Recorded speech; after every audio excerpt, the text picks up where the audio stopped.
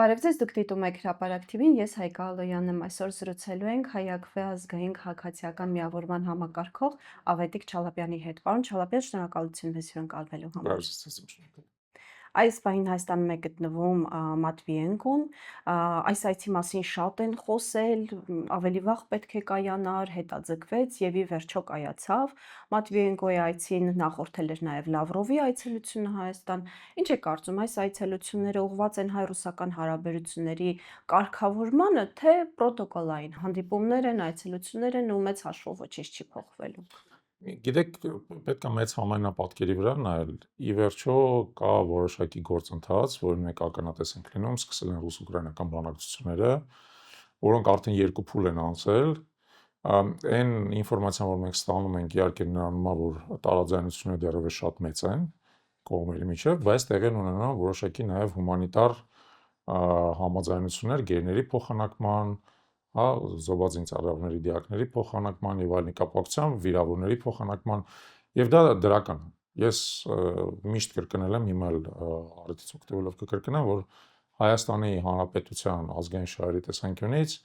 որքան շուտ ավարտվի այս պատերազմը, այնքան լավ, որովհետեւ ըստ էության պատերազմը տեղի ունենում կողմերի մեջ, որոնք երկուսն էլ մեր գործընկերներ են։ Եվ Ռուսաստանի Դաշնությունը եւ ոչ թե Ուկրաինան տվյալ դեպքում, այլ Եվրոպական միությունը, որտեղ ըստ էության իդեմս Ուկրաինայի Ռուսաստանի դեմ կռվում է ամբողջ Եվրոպական միությունը, որը ֆինանսավորում է Ուկրաինային, որը զինում է Ուկրաինային, որը պատրաստում է Ուկրաինային եւ այլն։ Եվ մեզ բացարձակ պետք չի, որ մեր երկու հիմնական արտաքին քաղաքական գործընկերների միջև այս պատերազմը շարունակվի, ուստի դրական է, որպեսզի այդ պատերազմի, այսպես ասած, սրությունը սկսի նվազել եւ կողմերը փորձեն փոխադարձ ընդունելի լուծումներ գտնել, որը նորից ուզում եմ կրկնեմ, եկեք որևէ պատրանք չունենանք, շատ դժվար է լինելու, որովհետև իրենց պատկերացումները արմատապես այս բանը տարբերվում են, թե որը պետք է լինի երկարաժամկետ խաղաղ լուծում այս պատերազմի։ Բայց բոլոր դեպքերում եթե սրությունը նվազի, լավ է, թեև վերջի օրերին մենք տեսնում ենք, ասենք տեղի ունեցան ռուսական օդանավականների վրա հարձակումը, Ռուսաստանը դրան հակադարձեց հրթիռակոծմամբ, ուկրաինական քաղաքների տարածքներն այս գիշերը տեղի ունեցել։ Բայց այդ ամեն ինչի ֆոնին մենք տեսնում ենք նաև ռուսական դիվանագիտության ակտիվացում Հարավային Կովկասում եւ Լավրովի այցը եւ Մատվենկոյի այցը պետք է դիտարկել այդ համատեքստում, ենթադրում եմ, որ իրան գալիս են այստեղ ինչ-որ իմաստով հասկանալու, փորձարկելու, թե ինչ կարող է լինել հայ-ռուսական հարաբերությունների նոր օրակարգը, հաշվի առնելով, որ անցյալին վերադարձ ինչ-որ իմաստով հնարավոր չի, շատ բան է այս ընթացքում փոխվել, փոխադարձ բազմաթիվ դժգոհություններ են կուտակվել ակնհայտորեն, հա։ Ատելություն կա ժողովուրդների Ես չի ասի, որ հայ ու ռուս ժողովուրդների միջև ատելություն կա։ Նկատի ունեմ ռուս եւ ուկրաինացի։ Չէ, դա այլ հարց է, բայց խոսքը գնում է հայ եւ ռուս ժողովուրդների միջև, չի ասի, որ ատելություն կա, բայց կա դժգոհություն ռուսական պետությունից։ Ակնհայտ դժգոհություններ կան, եւ այդ դժգոհությունները ոչ միայն վերաբերում են գործող իշխանությանը, որը փորձում է Արցախի հանձնման իր մեղքը ամբողջապես բարդի Ռուսաստանի վրա, այլ նաեւ դժգոհություն կա մեր ժողովրդի բազմաթիվ շերտերի մոտ, որոնք որոշակիորեն պատասխաններ են սպասում իրենց հարցերին, երբ որ Լավրովը ստեղ էր, ես կարծում եմ ինքը այդ պատասխանները չտվեց, ըստ էության, հա, եւ փորձեց ամբողջ մեղքը դնել Հայաստանի գործող իշխանությունների վրա, բայց մենք հասկանում ենք իրականում, որ յուրաքանչյուր կողմը ունի իր մեղքի բաժինը, եթե նույնիսկ այդ մեղքի ավելի մեծ բաժինը Հայաստանի իշխանություններն է։ Դա համար հիմա ոնց որ նոր էջ է բացվում, բայց թե այդ էջի վրա ինչ է գրվելու, ոնց է այդ ամեն ինչը տեղի ունենալու, բոլորովին պարզ չի, որովհետև հայտնի խոսք կա, որ երբեք դու չես կարող անցյալին վերադառնալ։ Չես կարող, անցյալը արդեն գնացել է։ Եվ եթե նույնիսկ դու փորձում ես հարաբերությունները նորից վերականգնես, նորից զարգացնես, պետք է արդեն միտված լինել դա ապագային։ Թեև մյուս կողմից, որպեսզի ապագային միտված ճիշտ հարաբերություններ կառուցես, պետք է անցյալը վերլուծես, անցյալը հասկանաս, մինչև վերջ, այսպես ասած, բոլոր կետերը իերի վրա դնես, որպեսզի հասկացվի ինչ է տեղի ունեցել, ինչի է անցյալում կուտակվել այդ դժգոհությունը, որ սխալներն են երկու ստեկ նաև, բերել են արդյունքին, որին բերել են, իսկ արդյունքը ակնհայտորեն բացական է։ Արդյունքը այն է, որ մեր 30 տարիների կողմ, 30 տարիների ընթացքում քրտինքով, արյունով, հետևողականությամբ, դիվանագիտությամբ, զենքով պահած Արցախը ի վերջո այս ընթացքում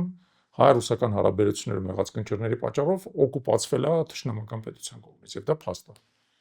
Պարոն Չալաբյան, Մոդեստ Կոլերովի ինձ հետ զրույցում այսպեսի միտք ասաց, անդրադառնալով Մատվիենկոյի այցին Հայաստան, որ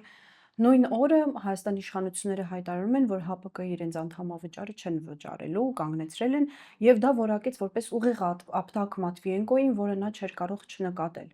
Կոպիտ ասած, թե եղում են, թե դաղում են, հա, ժողովրդական խոսքով ասած։ Ուր կտանի սա։ Մենք գիտենք, որ Ռուսաստանը շատ անզիջում է պատժելու հարցում, հա, իր դեմ ըմբոստացողներին, հատկապես երբ որ այդ ըմբոստացողը թույլ դիրքերից է հանդես գալիս։ Հիմա Նիկոլ Փաշինյանի կառավարության կամ իշխանության այս քաղաքականությունը մեզ դեպի ուր է տանում։ Ճիշտ իմիջիալից օրինակ եք բերում, որ չես կարող միաժամանակ մի ոտքը դնես մեքենայի բանին, գազին, մյուս ոտքը դնես արգելակի վրա, հա։ Դա մի քիչ անհեթեթ քաղաքականություն է։ Դու պետք է ի վերջո մի քիչ ավելի հետևողական լինես։ Եթե դու ուզում ես հարաբերությունները զարգացնես, ապա գործիր հարաբերությունների զարգացման տրամաբանության մեջ, նույնիսկ նույնիսկ եմ ասում, քո որապահումները հստակ թափանցիկ արտահայտելով գործընկերներին։ Եթե դու ուզում ես հարաբերությունները ընդհանրապես սառեցնես, կասեցնես, թակարակը փակես եւ այլն, գործի այդ տրամաբանությամբ։ Միաժամանակ երկու տրամաբանությամբ գործելը արդյունավետ չի, որովհետև դու ջանք ես ծախսում, էներգիա ես ծախսում, եւ բայց արդյունքի չես հասնում։ Թակարակը ոնց որ դժգոհությունները շարունակում են կուտակվել։ Եթե դու քո գործընկեր երկրից բարձրաստիճան պաշտոնյա ես հյուրընկալում, իսկ Մատվենկոն Ռուսաստանի Դաշնության խորհրդի նախագահն է եւ հեղինակավոր գործիչ է, հասկանալի է, որ ինքը գործադիր իշխանության ներկայացուցիչ չի եւ մի քիչ ավելի, այսպես ասած, ավրաղակարգային ֆունկցիաներ ունի, բայց բոլոր դեպքերում հեղինակավոր մարդ է եւ եթե դու իրան ընդունում ես, ընդհակառակը դու իրան ընդունելուց ինչ որ ժեստեր պետք է անես ընդառաջ այդ գործընկերոջը, ոչ թե այդ գործընկերոջը հակառակ։ Եթե նույնիսկ դու ուզում ես դադարացնես կամ չվճարես հապկի անդամավճարը, սպասի 10 օր հետո այդ կանես, ենթադրենք, հա։ Այդ իմաստով իհարկե այս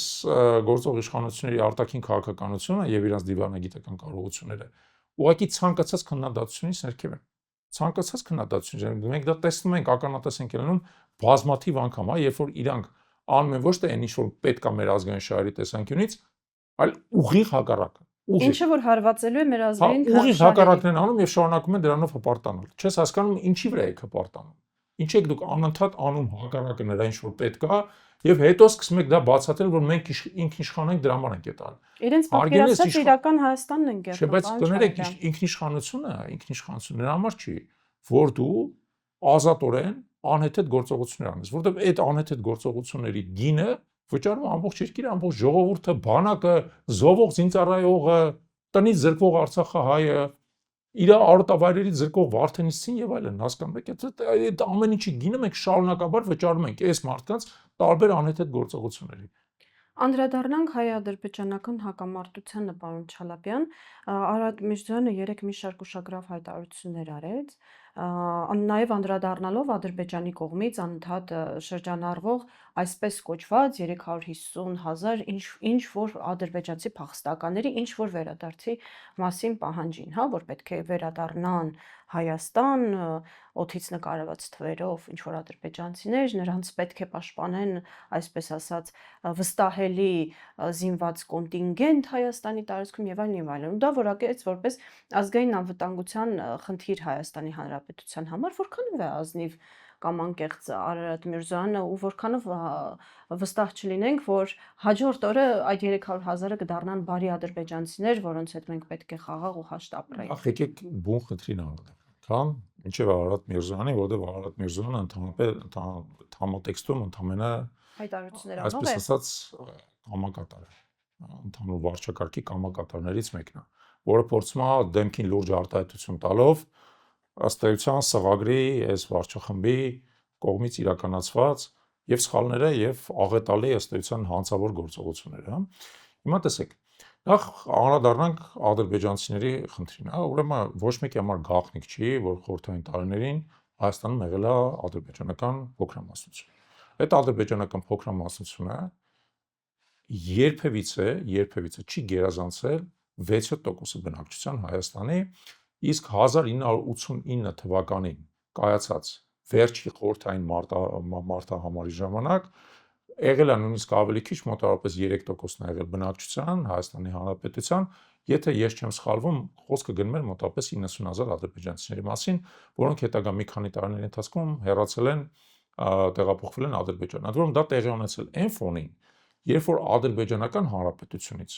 խորհրդային հանրապետությունից, նույն տարիներին հեռացել է մոտ 400,000 հայ։ այսինքն առնվազն 4 անգամ ավելի շատ հայ։ Չհաշված ցեղասպանությունները տեղի ունեցած։ Չհաշված բռնարարքները, չհաշված հարյուրավոր զոհերը, չհաշված Սումգայիթում, Գյանջամ եւ մանավանդ Բաքվում տեղի ունեցող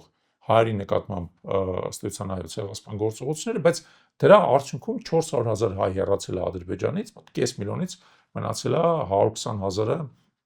Արցախում, հա, եւ Հայաստանից հեռացել է 90,000 ադրբեջանցի։ Ուրեմն Հայաստանից հեռացած ադրբեջանցիները բոլոր իրանց գույքը վաճառել են նոր սեփականատերի, որտեղ ըստ էության 1/4 ցանկացող կար, հա, այնտեղից 4 անգամ ավելի շատ հայ ընտանիքներ են գաղթել տեղափոխվել Հայաստան։ Այդ գույքը ամբողջապես վաճառվել է, իրանք հատուցումներ են ստացել եւ այլն, տեղափոխվել են Ադրբեջան կամ իմիջիայլոց մի մասը տեղափոխվել է Թուրքիա, մի մասը տեղափոխվել է Ռուսաստան, այլ երկրներ վաղուց 35 տարի առաջ տեղի ունեցած իրադարձությունների մասն խոսքը մարդիկ հեռացել են, ապրում են այլտեղ, հա։ Հիմա երբ որ Ադրբեջանը խոսում է 300,000 ադրբեջանցիների մասին կամ ավել, ես չեմ զարմանա, որ ասենք 2 տարուց հետո դա դառնա 500,000, հա 600,000, 1 միլիոն, 8 միլիոն, ինչ ասես կարան ասեն։ Իրանք պնդում են, որ իրանք 10 միլիոն բնակիչներ ունեն, երբ որ իրականում ամբողջ Ադրբեջանի բնակչությունը 7 միլիոն մարդ է։ Այդ իրանք անընդհատ այս թվերի հետ մանիպուլյացիաների վարպետ են։ Հիմա տեսեք, երբ որ իրանք խոսում են 300,000 ադրբեջանցիների մասին, դա միֆ է։ Բացարձակ միֆ է։ 5 տարի է իրանք Արցախը օկուպացրել են, կարողացել են այս ընթացքում 5 տարի իրանք կողմից օկուպացված տարածք տեղափոխել ընդամենը 13,000 ադրբեջանցի։ Քիչ է, բայց պարոն Չավարյան։ Ընդամենը ինչի՞։ Քիչ թիվ չի։ Չէ, բայց 300,000-ը եւ 13,000, իրանք ասում են 1 միլիոն ադրբեջանցի է հեռացել այդտեղից։ Այդ 1 միլիոնի 1%-ն է։ 5 տարվա ընթացքում վերադարձել այնտեղ բնակչության եւ դա թղթի վրա է։ Դա թղթի վրա իրական թիվը դրանից էլ փոքր է։ Որտեղ մարդիկ գալիս են, ասենք, ստանում են այդ նոր սարքած տները եւ այլն, հա, ցուցադրական։ Այդ տների վրա բանալին փակում են, հեռանում են նորից Բաքու, այդ տունը լավագույն դեպքում պահում են որպես ամառանոց։ Եվ դա խոսքը նույնիսկ Արցախի տարածքի մասին չի, դա խոսքը գնում է Բերձորի մասին, Վարանդայի մասին, հա, այն տարածքները, որոնք ադրբեջանաբնակ էին մինչև այս կոնֆլիկտը, հա։ Այսինքն այդ ամբողջ խոսակցությունը 300,000-ի մասին բացարձակ միֆ է։ Ադրբեջանը եթե շատ մեծ նույնիսկ ցանկություն ջան գործադրի եւ այլն, բնականաբար այդքան մարդ ոչ միայն չկա, դրանից 10 անգամ քիչ էլ չկա մարդ, որը ցանկություն ունի Հայաստան տեղափոխվի բնակչության։ Ինստիտուտանապես տես մարդ գոյություն չունի։ Իրանք գիտեք ինչ են իրականում անում։ Իրանք բանտերից բաց են թողելու հանցագործներին, ֆինանսավորելու են, որ իրանք տեղափոխվեն Հայաստան ապրեն եւ Հայաստանում դառնան ական Հայաստանի Հանրապետության ներսում։ Որից պարզ բան է հետևում, որ իրականում ոչ մի ադրբեջանցիների բնակեցում Հայաստանում ընդհանրապես ոչ հնարավոր է, ոչ թույլատրելի է, ոչ էլ իրատեսական է, որտեղ նորից եմ ասում, դա Ադրբեջանի կողմից Հայաստանի ներքին գործերի միջամտելու շատ թափանցիկ, շատ բացահայտ ուղղակի բան է, գործիք է, որի մասին իրանք խոսում են եւ չեն էլ թաքցնում, որ իրանք նպատակետը։ Այս վերջերս իրանք Թուրքիայի տարածքում հերթական այսպես կոչված միջազգային կոնֆերանսներին արել այդ նպատակով, հա, Արևմտյան Ադրբեջան կոչեցալ Քիմերայի հետ կապված, այդ միջազգային կոնֆերանսին մասնակցում էին Թուրքիայի եւ Ադրբեջանի ներկայացուցիչները։ Ոչ մի երկիր այդ կեղծ թեզին նույնիսկ մոտիկ չի գալի, որտեղ ակնհայտ է, որ դա նոր պատերազմի ուղղակի պատրվակ Ադրբեջանի է։ Ադրբեջանը այդ ամեն ինչի միջոցով ուղղակի պատրաստում է հիմք Հայաստանի դեմ նոր պատերազմի համար։ Ըստ էության պատերազմը Արցախից հիմա Հայաստանի ներսը տեղափոխելուն դու Հայաստանի խորքը, ոչ թե սահմանային, այլ Հայաստանի խորքը, որտեղ երբ որ իրանք ասում են նրան մասին, որ դրան պետք է միջազգային ուժեր մասնակցեն եւ այլն, դա աբսուրդ է, այսինքն ինչ պետք է ինչ որ մեկը օրինակ տեղափոխվի, մենք գիտենք, որ օրինակ Հանքավանի ձորում, Մարմարի գետի ձորում խորհրդային տարիներին ադրբեջանցիներն ապրել եւ դա հենց Հայաստանի կենտրոնն է ուղիղ։ Հիմա այնտեղ պետք է տեղափոխվի, ասենք 15 հոգի ադրբեջանցի, հետը գա 100 հոգյանոց թուրքական զինված կոնտինգենտ, հա, ու Հայաստանի տարածքը ասենք մեջտեղից կիսի։ Դա ո՞ւմ է պատկերացնում այդպես։ Նիկոլ Փաշինյանը եւ իր թիմը։ Հա, Նիկոլ Փաշինյանը եւ իր թիմը, ինչու։ Իրանց համար ընդհանրապես ոչ մի տարբերություն չկա Հայաստանում ով կապրի։ Հայեր կապրեն, պակիստանցիներ կապրեն, ադրբեջանցիներ կապրեն, ով կապրեն, եթովպես կամ սոմալիից գաղթականներ կապրեն։ Իրանց համար ոչ մի տարբերություն չկա։ Եթովպացիները գոնե քրիստոնյա են։ Իրանց, հա, մի մասը իսլամադավան։ Իրանց համար կա ընդհանրապես մի նպատակ եւ իրանց բոլոր գործողությունները տեղափոխվում են նպատակի մեջ։ Դա իշխանությունը ամեն գնով պահպանելն է։ Ի վերջո եկեք նայենք, օրինակ Արաբական Միացյալ Էմիրություններում բնակչության 11%-ն է տեղացի արաբ, 89%-ը երկվոր է։ Փաշինյանի տեսանկյունից ոչ մի կապ չունի, թող հայերը ստեղից հեռանան իր պատկերացմամբ, տեղ ադրբեջանցիներ գան, ինքը ադրբեջանցիների գլխին լինի իրանց սրտի վարչապետը։ Առավելս որ ինքը իրանց սրտի վարչապետն է։ Թուրքիայում մարդիկ ասում են մենք մեր բանը հատուկ ստորաբաժանումները պետք է ուղարկենք Փաշինյանին պաշտպանելու Իշխանությունը համար։ լեգիտիմ իշխանություն։ Ամենալրջությամբ, ասենք պատգամավորը դա ասում, ոչ թե ինչ-որ մի հատ մարգինալ։ Պատգամավորը ասում է մենք մեր հատուկ նշանակության զորքերը պետք է ուղարկենք Փաշինյանին պաշտպանելու համար։ Ադրբեջանում մարդիկ հիմա ծափարում են Փաշինյանին, ասում են վերջապես Փաշինյանի աչքերը բացվեց եւ ինքը այդ պիղծ հայ եկեղեցուն սկսել է բան անել, հա, պատժել եւ այլն։ Այսինքն Փաշինյանը Թուրքիայի եւ Ադրբեջանի սրտի վարչապետն է, ինքը իրաց կուսակալն է Հայաստանում, հասկանում եք, եւ դա էլ որը կերպ հնարավոր չի թաքցնել, որ այդ մարդը գործում է թուրք-ադրբեջանական տանդեմի պարտադրանքով, զանգում է Կուրբան Բայրամը շնորհավորում, ասենք Էրդողանին, Ալիևի հետ նստում ախո, դուք հասկացաք չէ՞ որ օրինակ Տիրանայում նա հանդիպեց Ալիևի հետ, դրանից հետո եկավ ու սկսեց այս նոր փուլը հակահայկական գործողությունների եկեղեցու դեմ արշավը, Արցախի ազգային ժողովի եւ նախագահի դեմ արշավը, այս նոր խոսակցությունները ադրբեջանցիների վերաբնակեցման, սահմանադրության փոփոխության մասին վեր։ Այսինքն, եկեք փաստենք մի բան։ Նիկոլ Փաշինյանը եւ իր վարչակարգի կարկառուն ներկայացուցիչները, ինչպիսին են օրինակ Ալեն Սիմոնյանը, Արսեն Թորոսյանը, Արադ Միրզոյանը, գուցե մի քիչ ավելի փոքր չափով, դա թուրք-ադրբեջանական ագրեսիվ հակահայ տանդեմի խոսափողն է հայկական հասարակության ներսում։ Իրանց վատթարագույն նարատիվները իրանք հայկական հասարակությանը մատուցում են Փաշինյանի եւ իր կամակատարների շուրթերով, դա է իրականությունը։ Պարոն Չալաբյան, անդրադառնանք եկեղեցու դեմ հարձակումներին, որոնք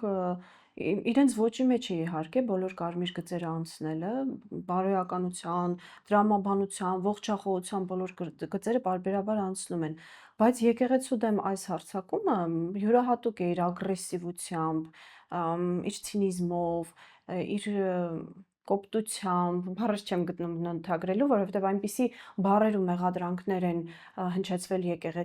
եկեղեցու հասին, ընդ որում առանց որևէ փաստարկների կամ ապացույցների, որ ուղղակի տարակուսում է, ու չնայած շատերը լավ ճանաչում են Փաշինյանին, բայց այնուամենայնիվ ենթադրում էին, որ միգուցե ոչ այնքան adekvat վիճակում է, հա, նման հրապարակումներ անում։ Բայց այնուամենայնիվ ստեղծված իրավիճակում եկեղեցու դեմ այս հարձակումները զուտ բացասական հռետորաբանության կոնտեքստում են, թե իրականում շատ ավելի խորն է գնում գործընթացը։ Եկեք համատեքստում նայենք, հա, ինչա տեղի ունեն։ Առաջինը տեղի ունենում ադրբեջանական եւ թուրքական նոր ագրեսիվ հակահայկական պահանջների շարադրում Հայաստանին, որի մասին մենք արդեն խոսացինք։ Հիմա որպիսի բնակչության ուշադրությունը շեղվի այդ ամեն ինչից, պետքա մտածել եւ շրջանառության մեջ գցել մի հատ բացարձակ արհեստական, անիմաստ, որևէ իրադարձությամբ, որևէ գործողությամբ եւ այլնով չպայմանավորված ինչ-որ մի հատ նոր օրակարգ, կեղծ, բացարձակ կեղծ օրակարգ։ Եւ հիմա երբ որ իրանք նայում են թե որն է կեղծ օրակարգը, ասում են լավ, այ եկեղեցու մասին եկեք հիմա էլ խոսանք, որովհետեւ եկեղեցին էսա, եկեղեցին այնա, եկեղեցին այնա եւ կարելի է դրանով մարդկանց ուշադրությունը թեկուզ 2 շաբաթ շեղել այս ուղղությամբ։ Շեղել նրանից, ինչ որ իրանք անում են այն կապիտուլյացիայից, որին իրանք իրանց ամբողջ ուժով, ամբողջ էությամբ, ամբողջ սրտով եւ հոգով որոշել են տրվել Ադրբեջանի նոր պահանջներին, հա։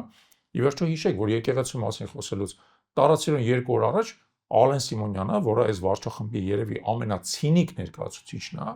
որը ընդհանրապես որևէ սահմանափակում չունի, իր լեզվից հնչող պղծության, ասաց, հեսա տեսեք խաղաղության պայմանագիրը ստորագրվելու 5 րոպե հետո սկսենք ադրբեջանցիների հետ առևտուր անել։ Պղծագույն միտք է, հա, հաշվի առնելով, որ եթե նույնիսկ այսպես կոչված խաղաղության պայմանագիր ստորագրվի ադրբեջանցիների հետ, իսկ խոսքը գնում է իրական ոչ թե խաղաղության, այլ կապիտուլյացիոն պայմանագրի մասին, հա, դրանով չի վերանալու, հա, մեր բազմահազար զոհերի, մեր կորցրած Արցախի ցավը եւ այլն, մենք չենք վազելու առևտուր անելու։ Լավագույն դեպքում դա նշանակում է, որ մեր մեջ մարտական գործողությունները, ռազմական գործողությունները կարող է դադարել։ Չենք վազելու առևտուր անելու։ Այդ Ալենն է, կներեք, Ալիևը, հա, նա վազելու առևտուր անելու, նա հիմա էլ արդեն առևտուր անում է հավանականությամբ, հա։ Բայց նես չի, որ մեր ժողովուրդը ուզում է առևտուր անել։ Այսինքն անընդհատ մեր ժողովրդի գլխի մեջ ներարկվում են բղծագույն գաղափարներ, որպեսզի մեր ժողովրդին արժեզրկեն, բարոյազրկեն, իջացնեն ամենացածրագույն, այսպես ասած, հայտարարին, որ մեր ժողովուրդը չունի արժեքներ, չունի բարոյականություն, չունի հիշողություն եւ այլ, երազում է առևտուր անելու համար։ Նույնիսկ եմ ասում, դա Ալենի երազանքն է։ Իր երեխային մորթողի հետ երազում է առևտուր։ Դա Ալենի երազանքներն է, դա իր, այսպես ասած, սերաշեղված ֆանտազիաներն են։ Հա, սադոմազոխիստական, Ոչ թե մեր ժողովրդի։ Մեր ժողովուրդը բնականաբար չի երազում ադրբեջանցիների հետ որևէ առևտուր անելու։ Մեր ժողովուրդը մինչև հիմա կրում է այդ ցավը, վերքը եւ շատերը նաեւ մտածում են հատուցման մասին, ոչ թե ադրբեջանցիների հետ առևտուր անելու մասին։ Հիմա Իսկն առաջի պատճառը այդ է։ Ժողովրդի ուշադրությունը շեղել այն կապիտուլյացիոն օրակարգից, որը իրանք, այսպես ասած, հիմա լծվել են իրականացնել։ Երկրորդ հետևյալն է, ոչ մեկի համար գաղտնիք չի, որ Հայաստանի Հանրապետությունում եկեղեցին ամենաբարձր վարկանիշը եւ հարգը ունեցող հաստատությունն է,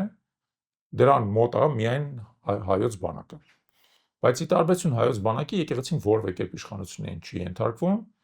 գտնվում է իշխանության ազդեցությունից դուրս, թեև եկեղեցի ներսում կան իշխանությանը համակրող որոշակի անձիկ, մենք գիտենք։ Ցավոք սրտի, այո։ Այո, ցավոք սրտի, բայց ի վերջո դա էլ է նորմալ, որ կա։ Եկեղեցին դրանով էլ է ցույց տալիս, որ ինքը տոտալիտար կառույց չի, որ ինքը հոգևոր կառույց է եւ ոչ քաղաքական, եւ իր ներսում կա նաեւ այո քաղաքական տարակարծություն, դա նորմալ է։ Եկեղեցու մեծամասնությունը ի վերջո կանգնած է ազգային պետության դիրքերում, եւ մենք դա զգում ենք բազմաթիվ